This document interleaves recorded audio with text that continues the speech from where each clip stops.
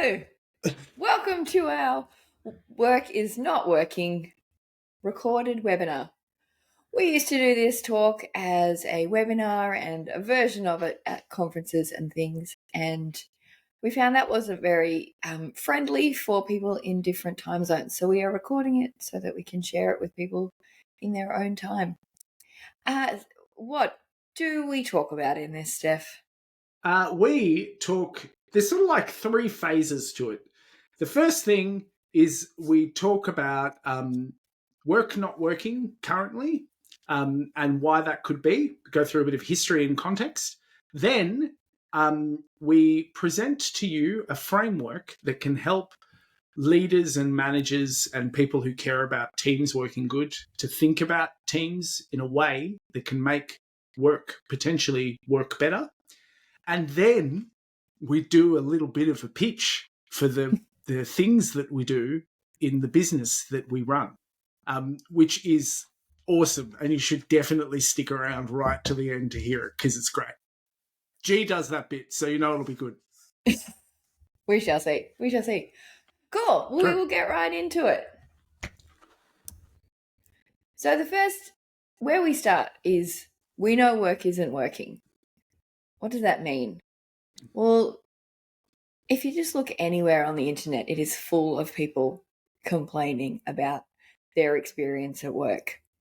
And it seems to be getting worse. And I don't think, and Steph doesn't think, speaking for you now, that this is just because the internet has made it more visible.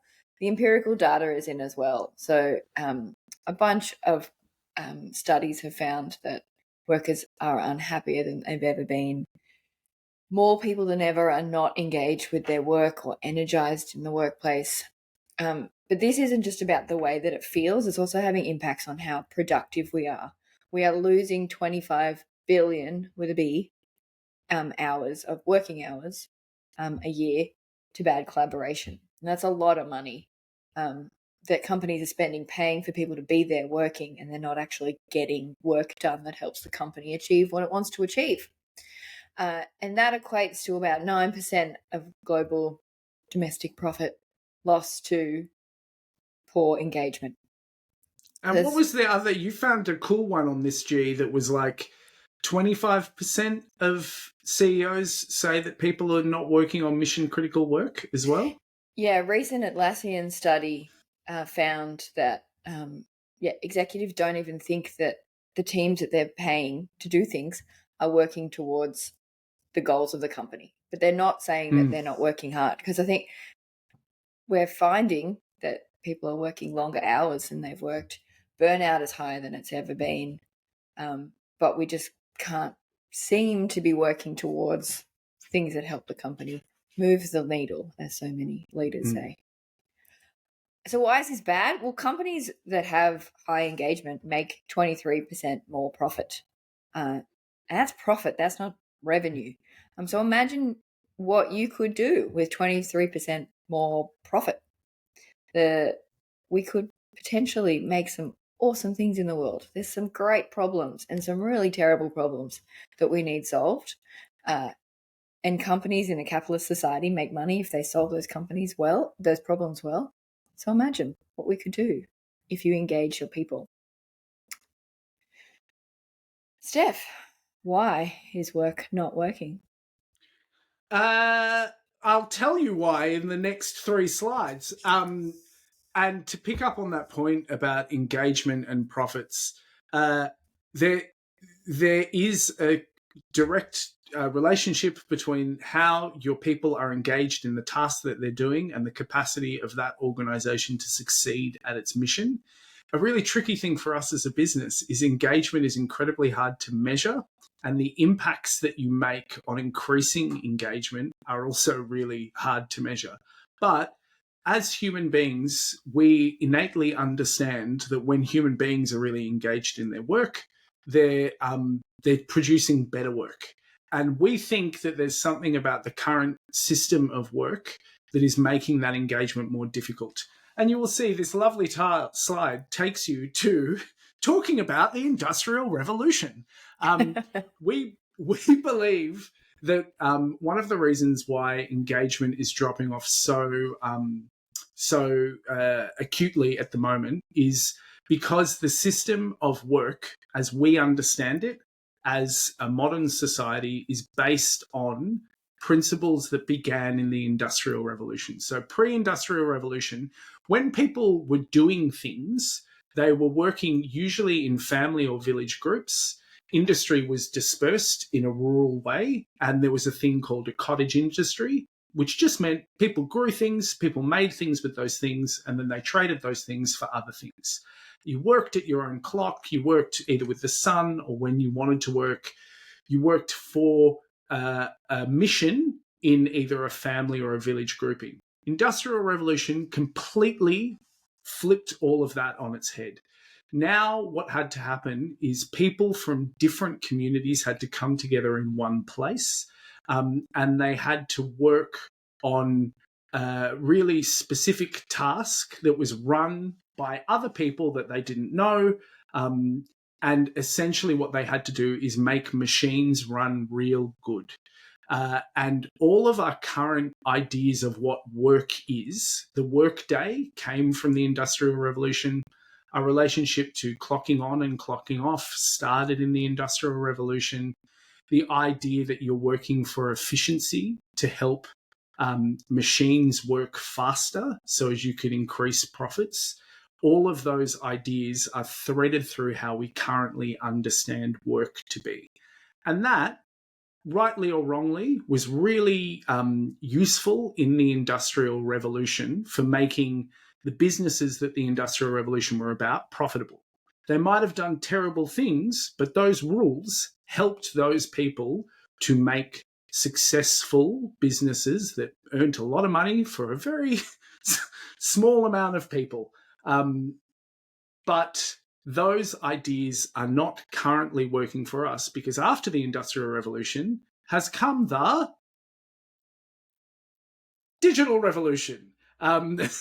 So Industrial Revolution principles of work kind of went from 1760, and we went through the 1800s. We started incorporating those principles into the military. We then went into a big world war that happened at the start of the 19th century. Those ideas of in the military industrial complex kind of got brought into corporate culture. And then we made the idea of the corporation, and then those workplaces were still based on those principles from the 1670s. And then a very interesting thing happened, which was the internet got invented, and we started to be able to work in different ways. So this is really a massive change in the way we interface with work for those of us that work in hybrid and remote companies. Whereas the Industrial Revolution was all about working on one machine in one place at the same time, the digital revolution has allowed us now to work in different places on abstract ideas that are not connected to a physical machine, across cultures and across time. And that's a completely different set of needs that an organization needs to have met in order to do their work good.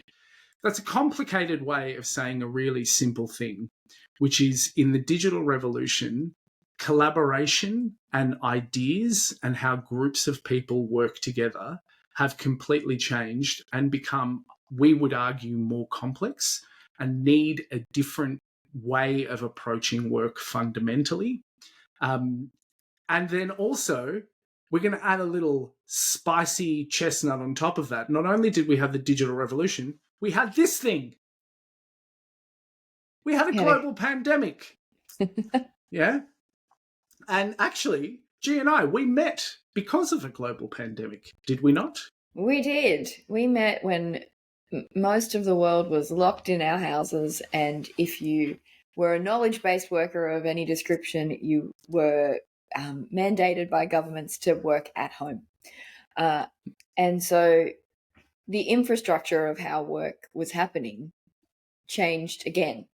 Well, it sort of, I would say it exacerbated what the digital revolution had already done. We still needed skills in individuals that around collaboration and creativity for businesses to run, but the physical requirements of work changed temporarily. But we've seen some really long-lasting effects from how the world dealt with the pandemic, and that is that, like in Australia, there's 96% of knowledge-based workers can work hybrid and remote. We've got 96% of workers wanting to work remote, and so it's not even that we got a taste of the flexibility that working hybrid and remote allows, particularly when we're dealing with people that may work in completely different time zones, customers that might be on the other side of the world that we need to talk to at 6 a.m. It really helps that you do not have to be in an office. And what we are finding or seeing is, because of this change, you need to be able to work with people in your teams differently than you did when we all had a shared office space. So it's sort of like, in my mind, I think of it as like the snowball effect of like we originally had this system that's based on completely different needs from the Industrial Revolution. Then we got this whole new tool that meant we were trying to fit two things together that didn't work. And then suddenly a thing happened where a whole bunch of people went online, discovered that they wanted to, and now we've got this system that is not working for people. And that's what's making it so difficult for work to work. And, sorry, this slide says great words. Do you want to say them?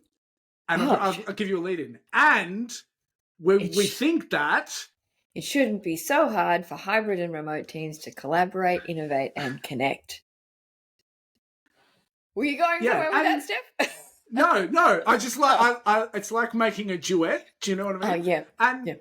we're going to talk a bit about our story in a moment, but we know it shouldn't be so hard for hybrid and remote teams to collaborate, innovate, and connect. Because when me and G met, we were working in a team, building a collaborative environment in a completely remote organization that worked across 19 time zones.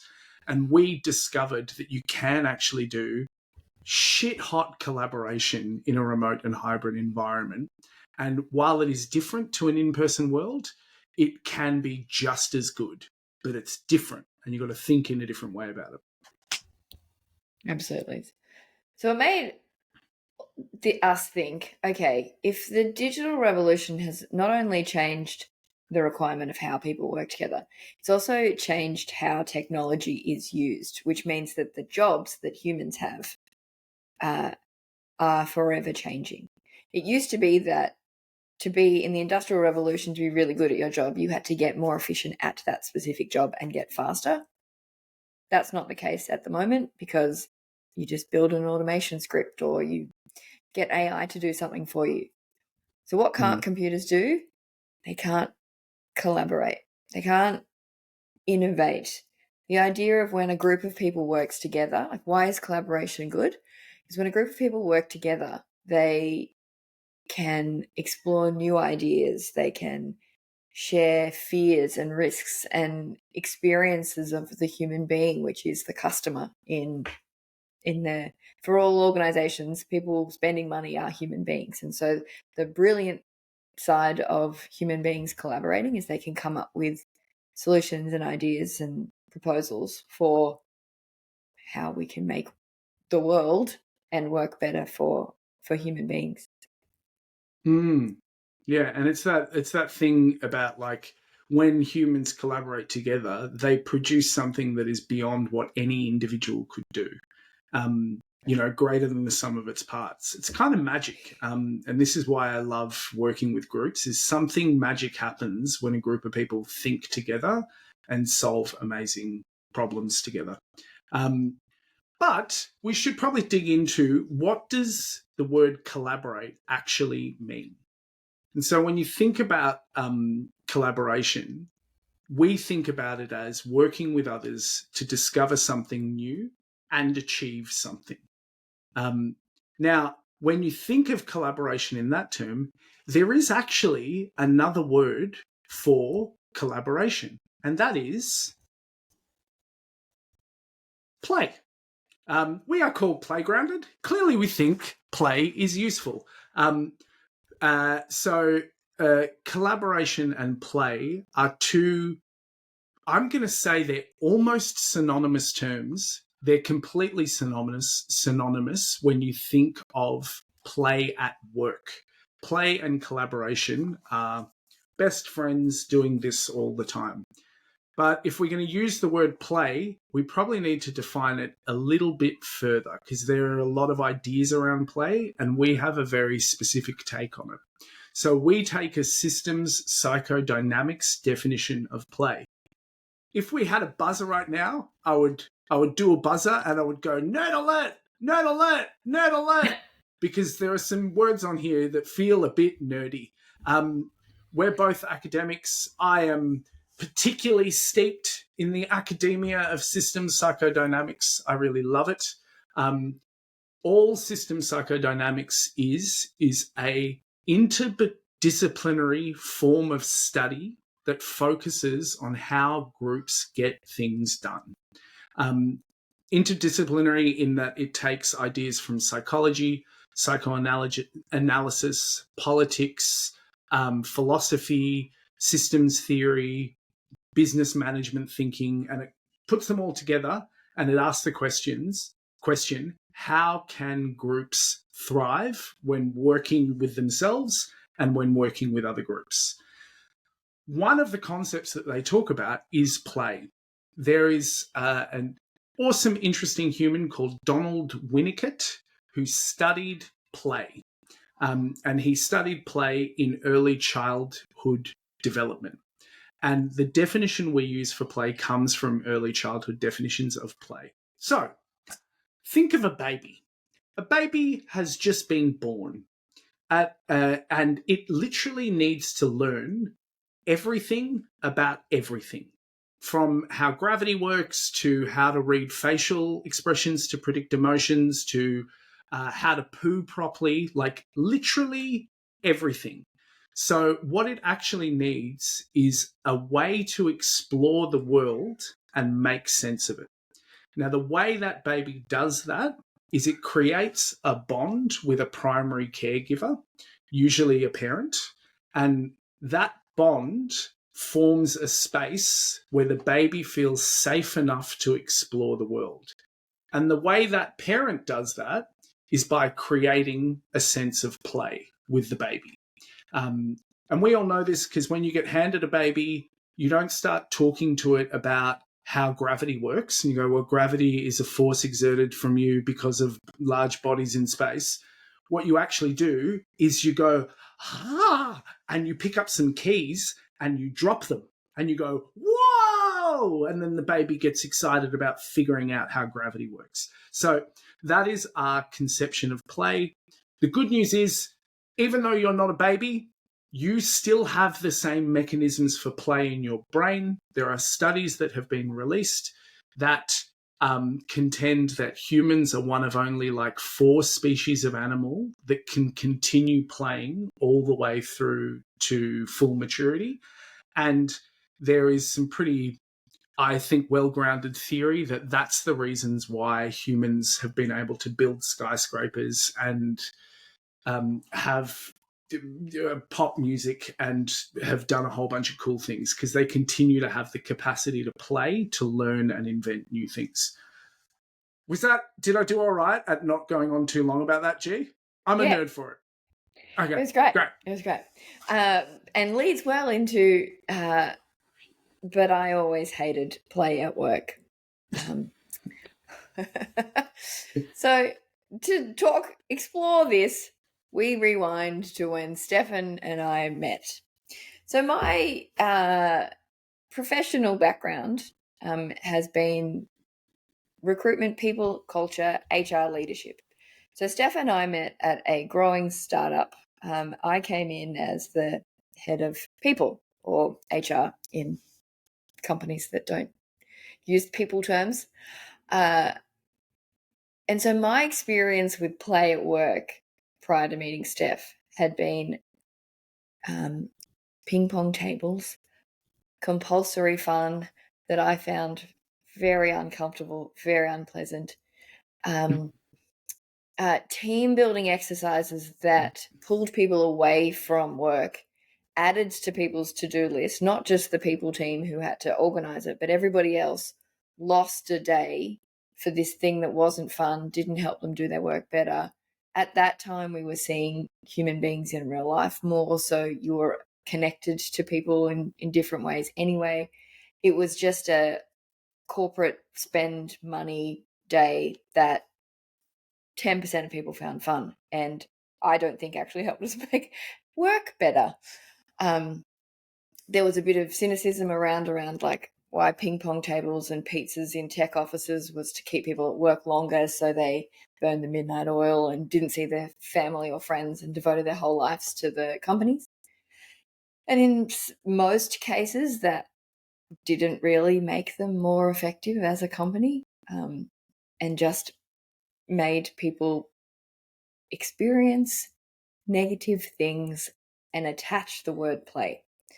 I had always devoted my career to helping people have a good experience at work. And for me, that was about you build the processes so people can do their jobs super effectively and get out of the way. And you help people build great relationships at work, because when they have those two things, they can work really effectively together and have a positive experience at work. Because people go to work because they need income, and they also go to work because they get fulfillment or challenge out of it in a particular way. You very rarely hear of people going to work because it's a super fun water slide activity. Even if you work at a water park, then you've got to sell tickets, and there are tasks to be done in workplaces, because tasks in theory result in the company making money, which then can pay you. And so my theory was always help people to work more effectively with processes and relationship. But then I met Steph at this growing company, and Steph was not introduced to me as a play consultant, but had done a lot of that in his time. Steph, what's your perspective of my cynicism prior to meeting you? Look, I love people who cringe at the word play. So as you're telling the story, I'm thinking about that experience of when play is done really badly in the workplace, and people who are like, oh, I don't want to do that thing. Please don't make me pretend to be a tree blowing in the wind, or stand up and act out how I'm like Superman and my favorite vegetable is an orange, like all that stuff. I really like that, because I think when play is done badly, it's really, really bad.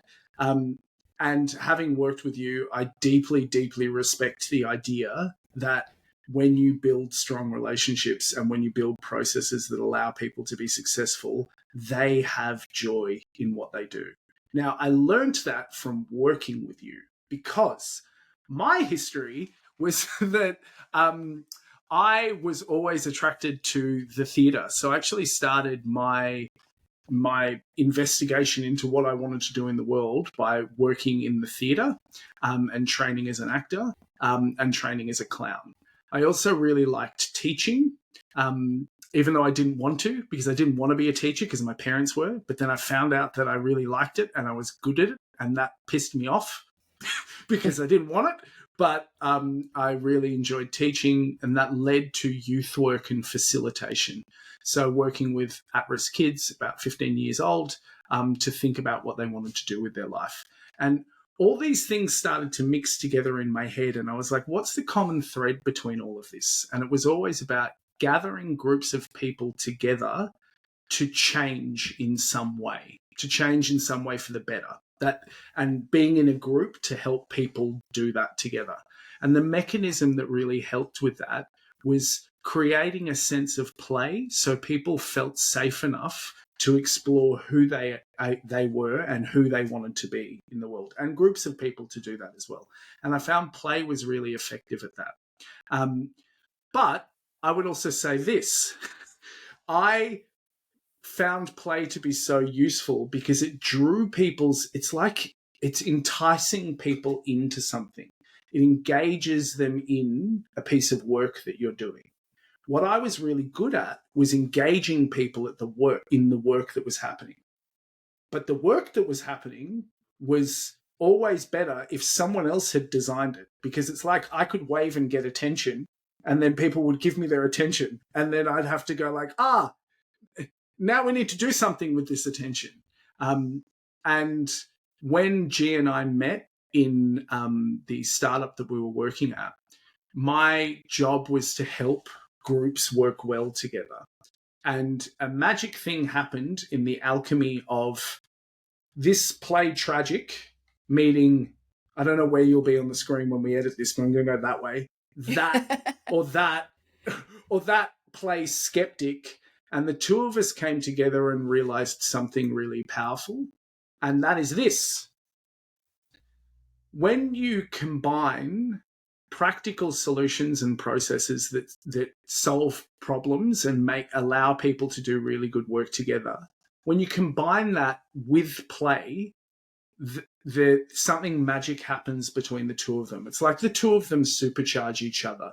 So play is the means to get people to engage with the processes. And when the processes are really strong, it makes it so enjoyable that people want to engage in the play, which makes them want to engage in the process. And then the group kind of starts to spin and supercharge itself.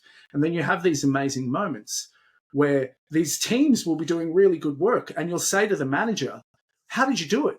How did you make that team work so well? And they'll be like, I don't know. Everyone just really likes what they're doing, and they all just contribute. And sometimes they have fights over what we're doing, but they're really good fights where they can disagree and make something better. And people want to show up in the morning. No one's got Sunday scaries. The group itself is making it happen. And that's the thing that we kind of, the realization that the two of us had together. And that set us on the path of thinking about, well, why doesn't this happen in other organizations? And we think it's because it's a different way of approaching work. Yeah. What's our next slide? This is this part. Yeah. Sorry, you had a thought in your brain. Go, G. Oh, no, there is a slight delay in clicking the buttons on the internet. Apologies, everybody. That's all that was. I was getting ready for your mic drop moment about what play is, and it's not. Yeah, I was trying to lead you into it. If I had have seen it on my screen over here, I would have done it perfectly. So when we're talking about play, we are not talking about cringe play. We think that there's a lot of people, and we wish them well, who are talking about play in the workplace, but they're not talking about play at work. They're talking about play as its own thing. We think play and work should become best friends with each other, because it's about enjoying the difficult task of learning. And when we're in any knowledge-based workforce, we always need to be learning about the customers, the market, about each other, so that we can improve what we're doing. And it's only effective when that play comes from the group. So we can come up with ideas of how to play, and a lot of other people do this. But the best play happens when it comes from the group itself, because they own it and it's authentic and it isn't cringe because it comes from them. And play is all about collaboration and innovation. And so many knowledge-based companies talk about wanting collaboration and innovation and not being able to get it. And we think the missing ingredients is play, because the internet. Play is work and work is play. They're the same things. And I'm going to go on. This will be a short rant, but as someone who has been an educator and has worked with the best educators, which are people who work with 5 to 8 year olds, they're phenomenal. And teachers know this. Teachers have known this for years. If you want people to work at learning, you make it play, and then the brain engages in a really, really special way. So I'm going to go back on what I said before. We don't want work and play to be friends. We want work and play to be the same thing. Is that good? Yeah. With a caveat that the definition that we have talked about, it needs to be in service of the task, and that's what we're going to talk to you all about next. Because we think the problem is the world hasn't found a way to bring play and work together to actually make work work. So, how to make work work with play? We have developed this Peach framework that we use to think about the conditions required to make a play state. And all we mean by a play state is that the experience of when people are enjoying the experience of learning and working together. And that's different for all groups of people. As Steph said, the enjoyment has to come from the group. I'm not going to come and tell you what you will find fun, because that is how you get trust falls and Funky Tie Fridays and axe throwing. Yeah. Cool. So we're going to talk to you about what is this thing, what do we mean, over the next few slides. So I should start this with the Peach isn't just out of Steph and my brains. It is a conceptualization that we developed based on a whole bunch of academia and experience. Academia primarily from systems psychodynamics, but the reason that we like that discipline is because it's focused on the group, but takes from a whole bunch of research from all around in different disciplines. So it's not trying to have all the answers itself, because human beings are complicated and no one discipline has all the answers for humans. So the center of the Peach is the stone, and we have there the mission or the primary task of the group. So that is the thing that we're all there to do. A system psychodynamics fellow, Bion. Steph, have I got him right? Yeah, great. Yeah, yes. Bion talks about what makes a group versus just people. And he gives the example of when there's a bunch of people on a beach, they're just lying around sunbaking, they are just people on a beach. But the minute that someone starts drowning and those 20 people all kind of get activated and go and try and save that person, they are now a group. They have a shared primary task or mission to save that person. And as we mentioned before, it sounds really simple, but 24% of executives estimate that their teams are not working. No, wait, I'm starting that sentence again. 24% of executives estimate that their teams are working on mission critical work. That is a lot of people that are not. Cool. So the next layer is the flesh of the Peach. And this layer is about safety. So what do we mean by safety? We talk about safe enough to do your task. The famous proverb made up by Stefan is, you can't bake a cake if your hair is on fire. You need to be in a space where you are safe enough to do your work. For knowledge workers, psychological safety is really important here, because we need to be able to feel comfortable to share our opinions, ask questions to make sure that we understand why we're there, or to really understand what we're trying to do. We need to be able to work well with others and feel safe enough to take risks.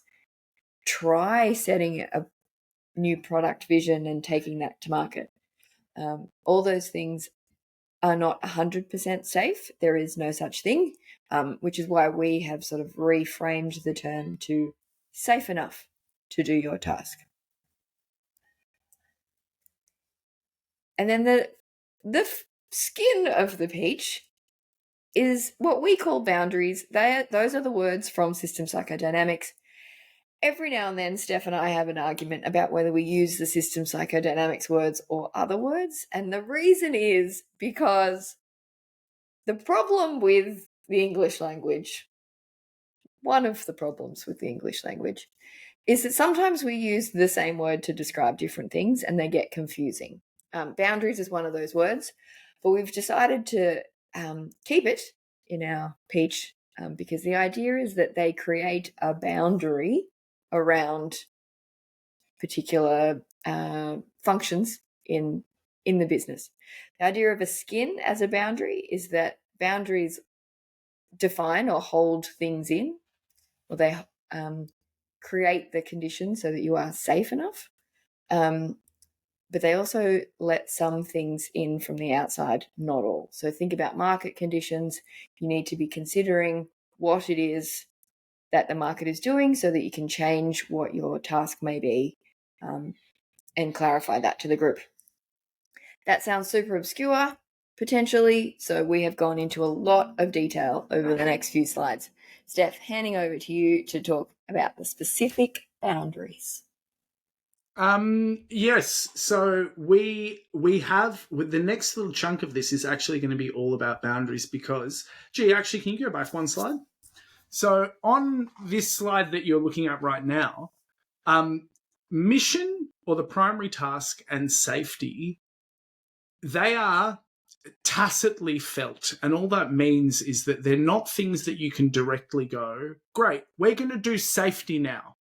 Or plug in the task into people's computer brains and know that they're all on the same task. They're things that exist that you have to monitor, but they're not things that you can directly impact by taking direct actions. The way that you make sure the mission and the safety is good is by doing things at the boundary layer.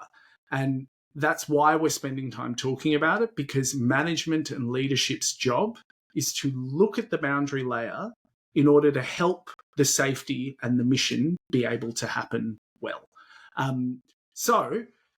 This next slide gives you a systems psychodynamic view of leadership, and that is that what leadership does is managing what's inside and outside the boundary and looking at things as it crosses the boundary.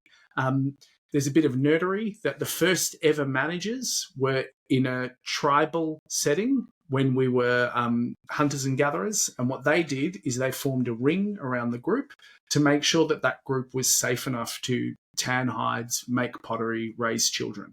And their job was always to make sure that that boundary was completely safe so as the work of the group could function. This is fancy words from fancy smart thinkers. Edmund Rice, who is one of the people that is quoted on this, is really cool. If you want to get into the nerd, you should go on into it. Sorry, I'm going into nerd. Thank you, Gene. Thank you. So boundaries tell the organization who they are and how they work. And we're going to go into a bit more detail now to give you a picture of the things that you can look at in boundaries. So there are 5 concepts we're going to go through. Get them. Get ready. They're really cool. First one is organization in the mind. So organization just means in every person within your group, there should be a way that they think about your organization. And that picture in their mind should be as similar across the organization as possible. Another way of saying it is how people in your organization think about the organization. Now, this might sound like a weird thing to say that's super important because, people just go, yeah, cool, I work at Apple. It's Apple. The reason why this has become so important, we believe, is that when you're in a hybrid and remote team working across cultures, you don't have a physical office that people can just think of. Back in the day, we used to think the organization in the mind was just the factory that we went to work at.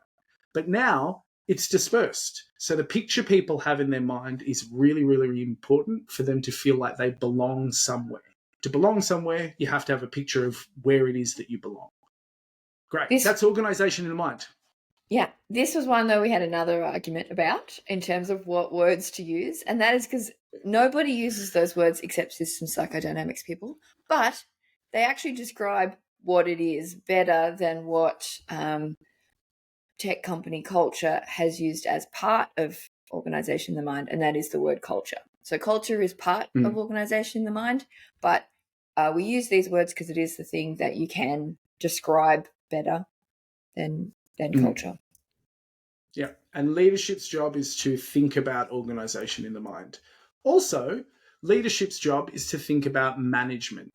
Now, this one feels probably the easiest one to understand, to grok, and that is basically all the processes systems that a person needs to understand to do their job well. So it could be how your group uses digital tools like Notion or Trello. It could be how people take leave.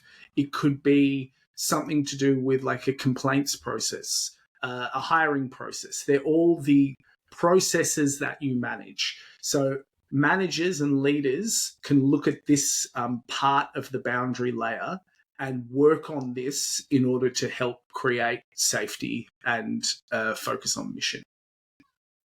Next one.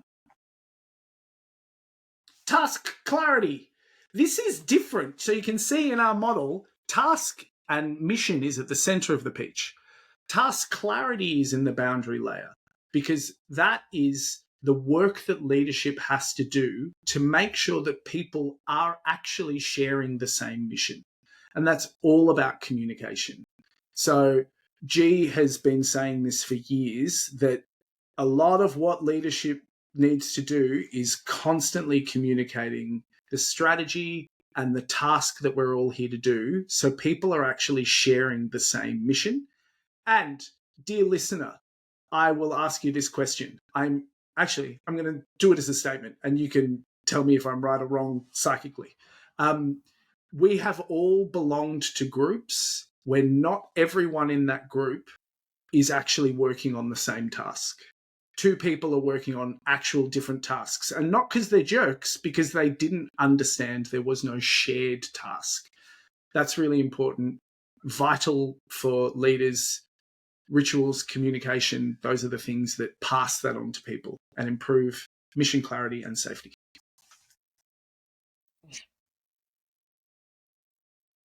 Containment and holding. This is my personal favorite.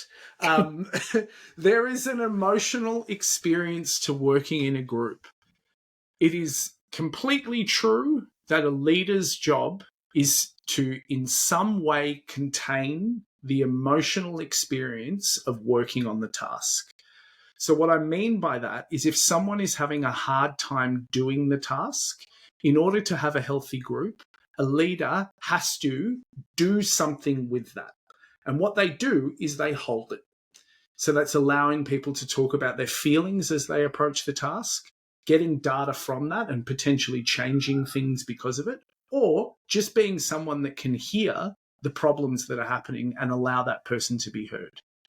What it is not is managing other people's feelings. So we're really careful here that we say it's containment and holding of the emotions that are connected to working in that group. It's not about managing emotions outside of that group. Of course, it's good, it's a healthy human thing to do, to know about things that are happening in your people's life if they wish to share. But your job as a leader is to do something with the feelings that come up when a group of people are working on a task that are related to it. Do you have anything to add to that, G? Yeah, this one's a personal, I'm going to say favorite and bugbear of mine, because as a people leader, particularly during a pandemic, that was a whole experience for a lot of people.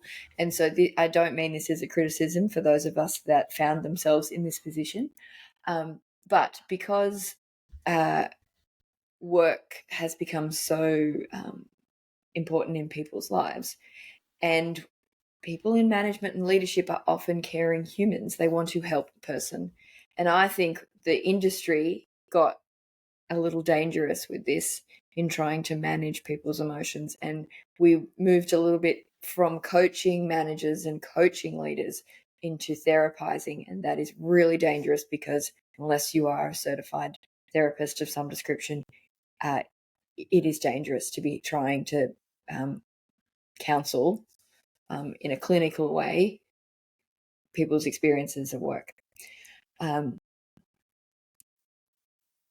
Containing and holding and using the data for the work task and giving people space and time is completely appropriate. Managing is not. And I'm going to go one step further, is to me, that's the reason why containment and holding has to be something that we do, so as it doesn't fall into unethical counselling and therapy that people aren't trained to do. because something needs to happen with the emotions, but it is not management of it. But it is just being aware of the emotions that happen as a group is working on task, and leaders being trained in order to do that, because it's difficult. Cool. Authority. Last one of our boundary layer.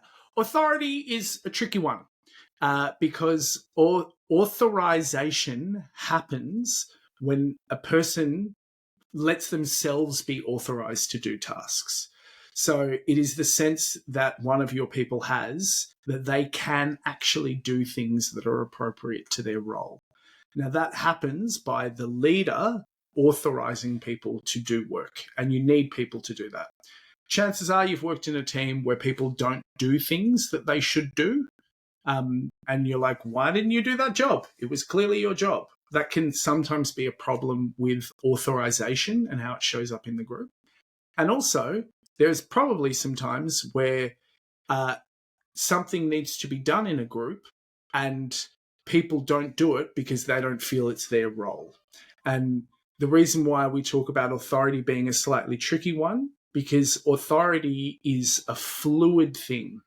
And the best way to explain it is if you worked in an office and there was a fire warden in that office and a fire broke out and that fire warden wasn't there that day, you would still want someone else on that floor to call fire and get people out of the building.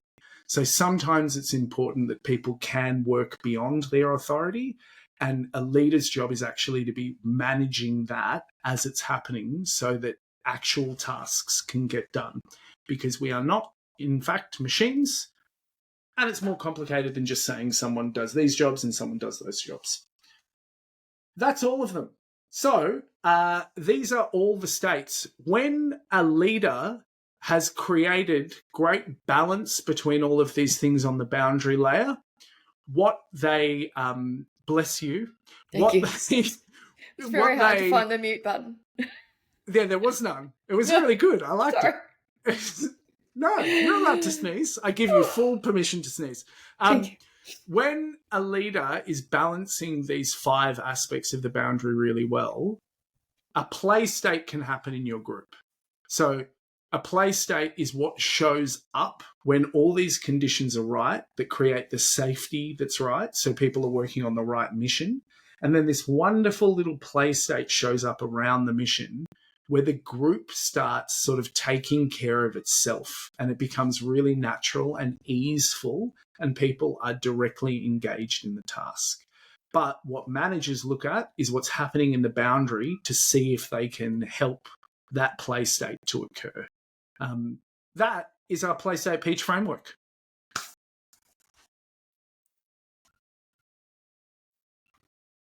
So, what can you do today? This is a really quick thing. We like giving you little gifts. Think about the boundary layer for your team. Think about what's happening in each of those boundary layers, and have a little explore as to what you think is going on in those boundary layers. Try something playful that's fun for your group. And the reason why we say this is if you try to do something playful that you think your group will find fun and it works, that will tell you something about how your boundary layer is going. And if it doesn't work and the group doesn't take up the play, it may be because you need to look at one of those boundary layer sections and ask yourself whether it's creating safety or whether people are really clear what the task is. So you can use play like a diagnostic tool to see if those boundary layers are good. Use cringe data. We really love the idea of cringe data. So if you are suggesting play in the group and the group is cringing or you're cringing, it's telling you something about what's happening in those boundary layers and you get to investigate that. Communicate all the time. Communicate what you're doing and why you're doing it. People who are following someone love it when the person leading is making really clear to them what they're doing, because it allows them to understand and it also allows them to add and impact what it is that the leader is attempting to do. And then you co-create the leadership rather than just figure it all out on your own. But here's a fancy thing. in the description, we are going to put this little link tree link that you can see on the screen. But we made a witty, wise, charming leaders, super cool, super fancy holiday fun workbook activities about boundaries, just to help you do some thinking about your boundaries. It's really cool.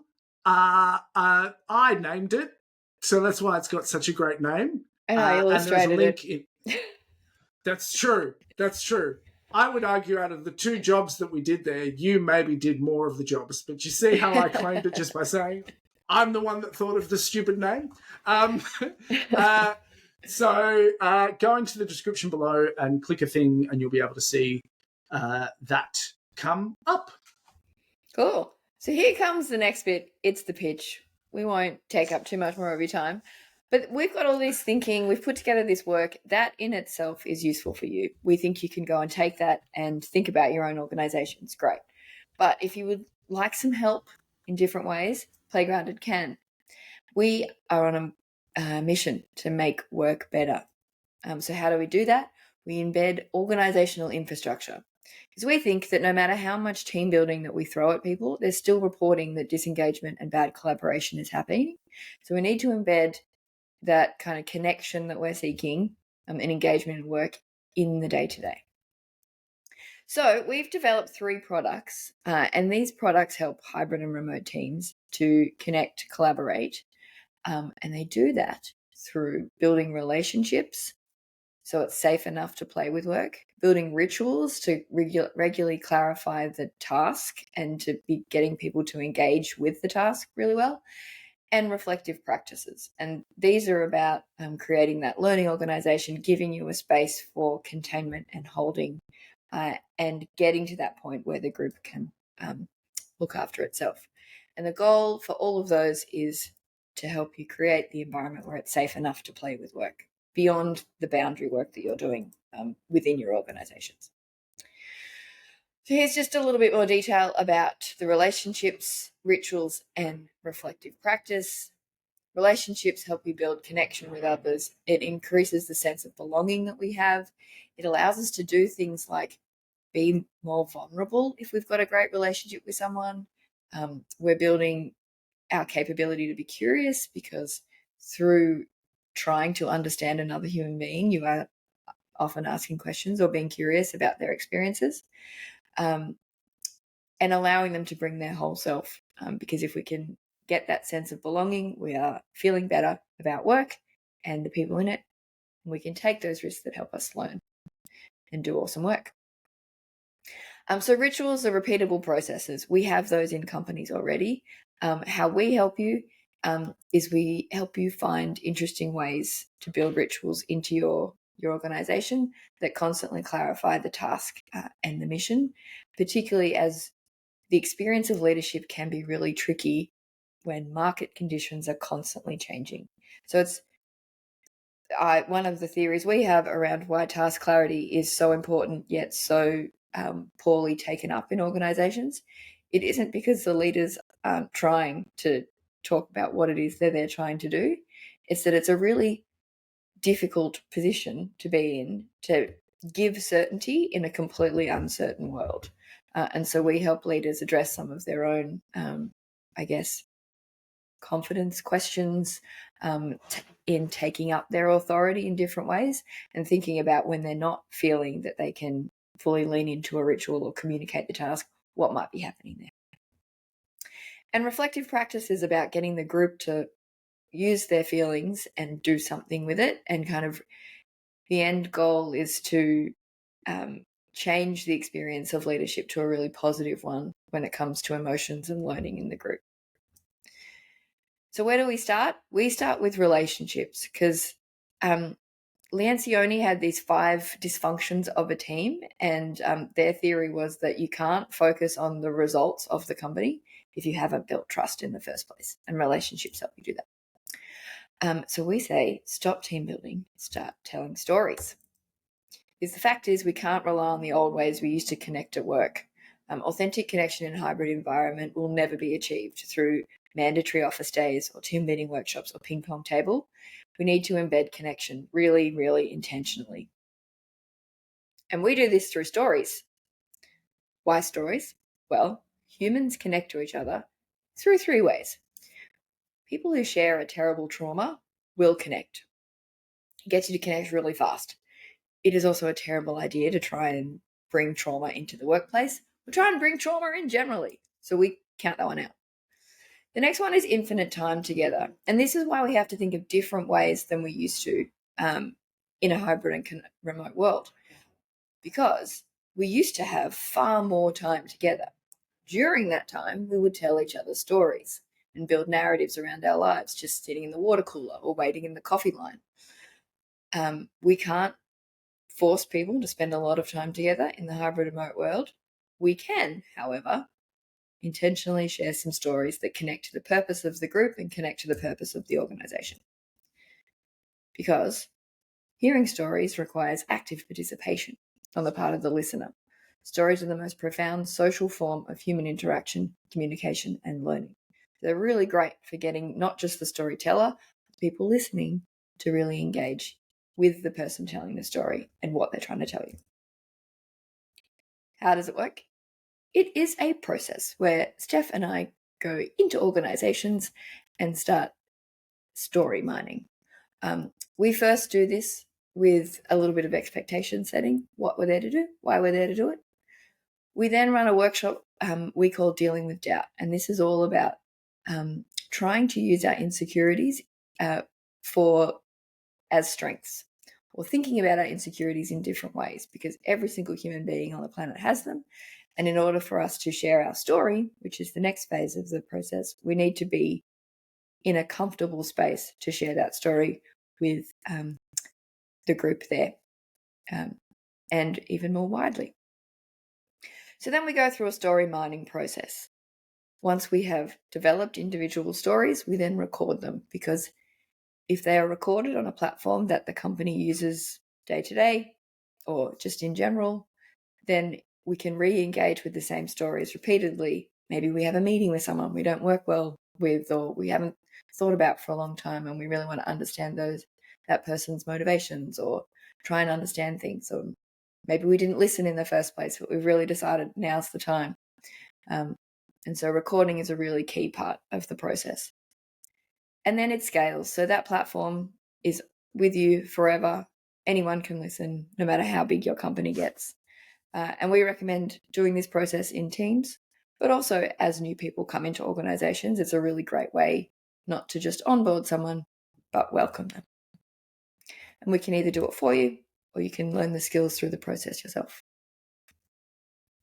Because by the end, you've got a story bank that anyone can engage with in an asynchronous and scalable way.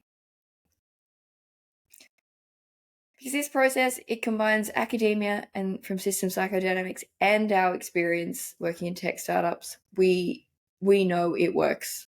And as to Steph at the beginning, it's really, really difficult to directly relate it to revenue because we are human beings, but we have seen the impact that it makes in groups of people and getting them to work really well together. Because we connect through storytelling to build authentic human relationships quickly and at scale. So if that whole process you don't have time for that, we can work a storytelling bunch of sessions into any time frame. We've got a 2-hour version for an offsite or a full day. It's up to you. But we're really, really keen to talk to people about how we can help you build relationships and connection at work through stories. We've got some really awesome testimonials. We've been here for a while, so we're going to go quickly about this. But ultimately, the results are in that it makes a genuine difference to the organization and how it grows. Someone loved it so much and had such a positive experience that they wrote this lovely poem. And because we love poetry, we're going to leave you with our hopes and dreams for the world. Imagine a world where the word play isn't dirty and workplaces are a little less hurty.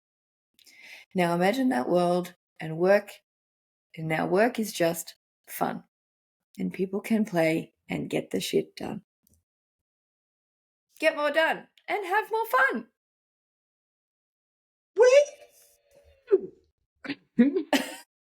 That was nice, wasn't it?